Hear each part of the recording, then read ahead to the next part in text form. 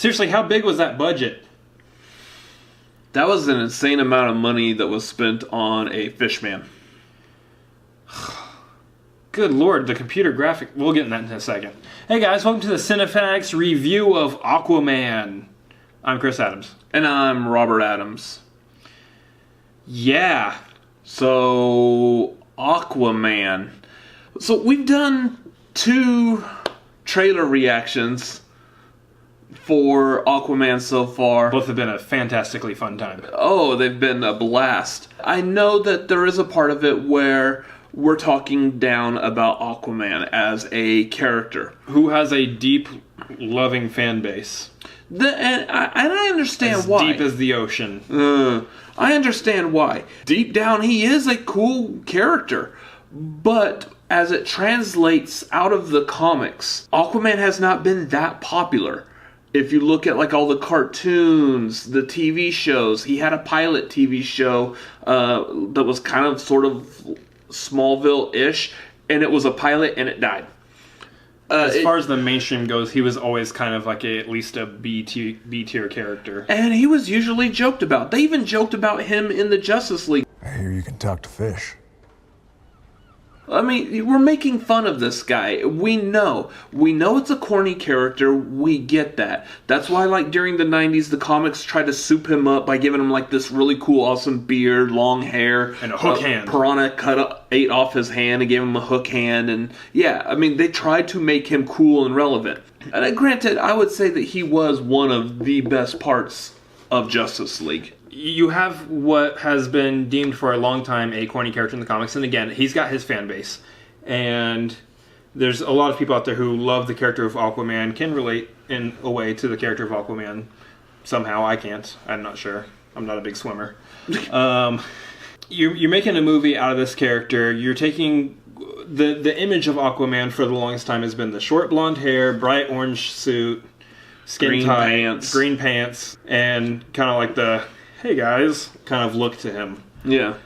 And now you're translating him to Jason Momoa, which I think is closer to that 90s run that you were talking about. Which I think, first and foremost, was a fantastic move. That was, when I first heard that Jason Momoa was going to be playing him, I was like, that's a little weird. That's not what Aquaman looks like. Yeah, that's completely not what Aquaman looks like. And we saw, like, the brief part of him in Batman vs. Superman. Yeah. And then we got to actually see him in action in Justice League. And like I said, he was one of the better parts of Justice League. And that shocked me. Yeah. So that's what made me hopeful going into this movie, that this movie was going to be good. And so right at the top, I'm gonna say it, he is one of the best parts of this movie.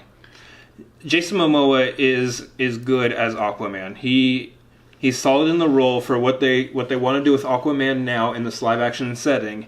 Jason Momoa hits that role, and he does well with it. His interactions with a lot of characters are fun. Some of the best parts, I think, actually, in this movie are his interactions with his father. His interactions with his dad were just really... it was just kind of a touching and heartwarming thing between them. His interactions with Mera, his chemistry with Mera, I actually thought was pretty good. Mm-hmm. They were able to play off each other pretty well. Nice little bit of banter, and like he even had like banter with like some of the villains he was fighting, especially like Black Manta at one point.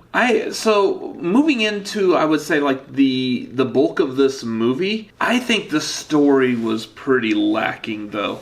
The story was, I mean, it was, you think of like a basic Aquaman story, that was this.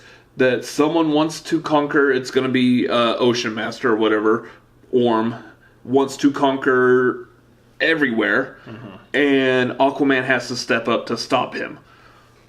That is the bare bones basic Aquaman story that pretty much, it's like retelling Spider-Man's origin or Superman's origin, Batman's origin. Like, you know these stories, that's the story of this, which I get. I understand that, but I felt it was just really drawn out, and it could have probably ended like 30 to 45 minutes sooner than it actually did.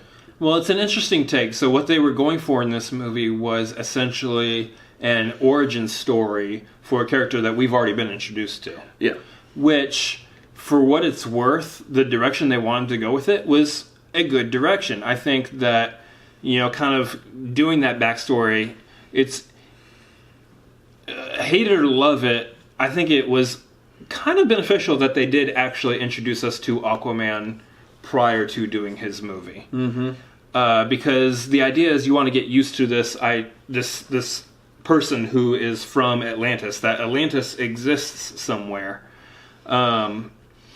In order to really be able to buy into what you see in Atlantis, and you see a lot. Get to that in a second. But as far as what you were saying, yeah, the characters themselves, I think all the actors, everyone nailed their parts well. I didn't have a problem with a single person in this movie and how they portrayed their characters. But yes, the story was very loose, for lack of a better terminology.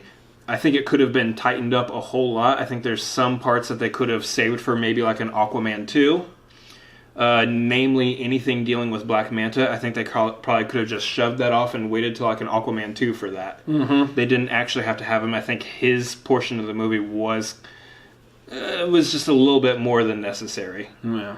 I thought the storyline with Orm, again, would have been very good. The whole Ocean Master stuff would have been fantastic if that was kind of like the main through line throughout the whole thing. Like, that was just the conflict between Aquaman and him.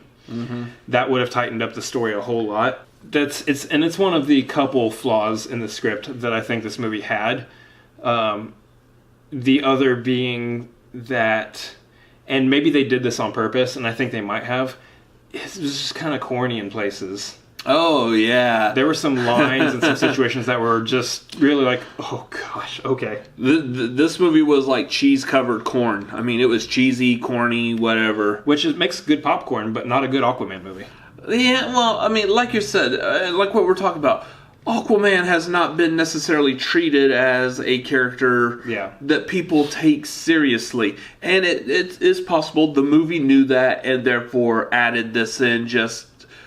We know it's tongue-in-cheek, we're just going to go with it. Mm-hmm. So they add these like cheesy like little bits and pieces to it. A chance that they might have done it on purpose. Yeah. I think for me what was jarring also is the costumes of it. A lot of these costumes, especially the soldiers, characters, warriors coming out of Atlantis. And Black Manta. And Black Manta were... not that much better than, I would say, a Power Ranger villain in some cases. They were definitely at least on par with the Green Goblin from Spider-Man 1. Which was funny, because the Green Goblin from Spider-Man 1 was in this movie. Oh, that's right. Yeah. That's right. So, yeah, I mean, granted, the costume, like Black Manta's costume... it looked good. He looked like Black Manta. Mm-hmm. And it's directly ripped from the comics. Yeah, and that reminded me of something else. Going back to a story, but we're still in this kind of same subject matter, is keeping in mind that this is a comic book movie. Yeah. So because of that, that's why you get some of the cheesy, corny, that's why the costumes look like this. That's why the acting... the lines and script and everything may be... it is a comic book movie, and it knows that. Mm-hmm. And that, I think, while some of the specific instances I'm not a huge fan of, I do still keep in mind overall it was a comic book movie, so therefore it has to succeed as a comic book movie. Yeah. I mean, that being said, there are still like at least two costumes that kind of stood out to me. Aquaman's costume, you saw it in the trailer. Aquaman's costume. The classic costume. When he's got that orange classic costume, fantastic. Mm-hmm. Ocean Master, I thought, looked great when he was in his final looking costume as well. If there's one thing this movie did do perfect, is that they took that CGI budget and they used it efficiently. Yeah. This movie is gorgeous. Yeah. They filmed the movie and they pushed up the saturation. Yeah. And I think that really was a good effect for this movie. I think for as colorful of a character as Aquaman is, you really want that. Well, compare it to the other DCEU movies so far. Yeah. That a lot of them have been dark, drab. This one went completely the opposite direction. We've brightened everything up. Everything's lit, very colorful, very eye-catching, and I think they did a gorgeous job on it. Yeah. It's definitely got a different tone than a lot of your DC movies so far. I think what they were trying to do is a good direction for the DC cinematic universe, Worlds of DC, whatever we're calling it now, as a whole.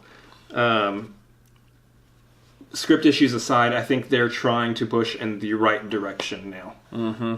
Catching flack for this, it does look like they're finally taking the right cues from what Marvel has done correctly and are kind of introducing a more colorful world and humor involved with this. Which, good. Here's the thing. I want to like these DC movies, and I think they do need to take a few cues from what Marvel has done right.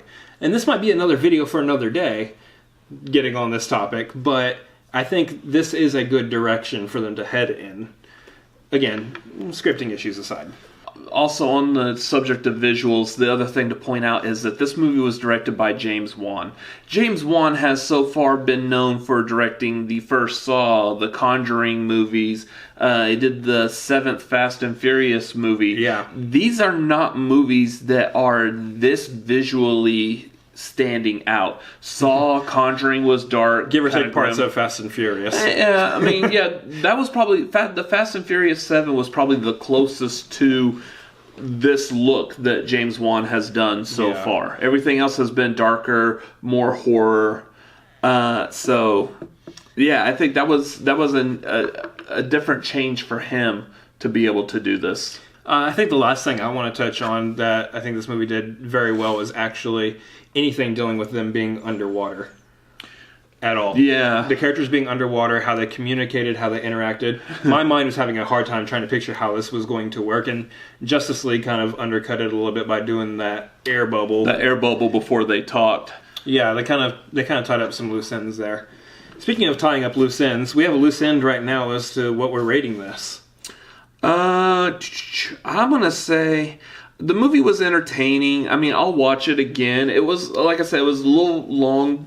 Not the worst of the DCEU movies, but nowhere near the best. I think I still really liked Wonder Woman probably more than the rest of them so far. I'm going to give this probably about 2.5 flounders. Why flounders? I like Flounder, and I gotta edit this and Mary Poppins. We got Bumblebee tomorrow. I don't have time to be looking for fish. Just Flounder. All right, fair enough. Actually, I think I'm in the same boat, as you. Get it more? Yes. Water puns. Anyway, I think I'm going to go with a 2.5 also. The thing is that the movie is very entertaining. It's definitely worth going to check out in the theater. It is, despite giving it less than a 3 out of 5 here. It is worth going to see in the theater. If you're a big fan of Aquaman, you're probably going to love this movie. It's got some flaws to it. Yep. It is big, flashy entertainment, though, so definitely worth seeing in the theater. Mm-hmm.